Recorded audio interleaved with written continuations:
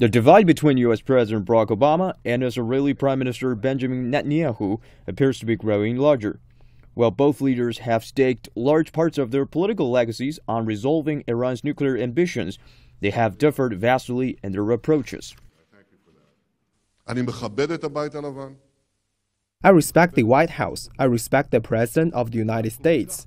But in such a fateful matter that can determine if we exist or not, it's my duty to do everything to prevent this great danger to the state of Israel.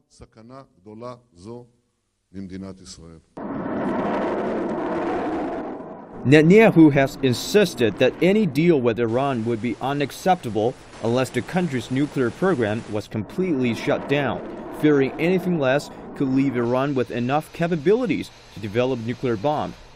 Netanyahu has maintained this position since taking office 6 years ago and has become only more firm ahead of Israel's election on March 17th. From the agreement that is forming, it appears that they have given up on that commitment and are accepting that Iran will gradually, within a few years, will develop capacities to produce material for many nuclear weapons. But for Obama, a breakthrough nuclear agreement with Iran could potentially be a signature achievement of his presidency and validate his promise from 2008 to negotiate with Iran without any preconditions. But the Israeli Prime Minister is not the only one standing against him.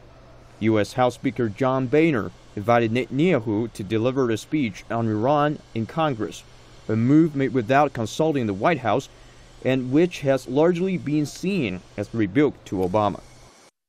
What has happened over the last several weeks, by virtue of the invitation that was issued by the Speaker and the acceptance of it by Prime Minister Netanyahu on 2 weeks in advance of his election, is that on both sides there has now been injected a degree of partisanship, which is not only unfortunate, I think it's destructive of the fabric of the relationship. The coming weeks will be a tough test for the relationship between the two countries and their leaders.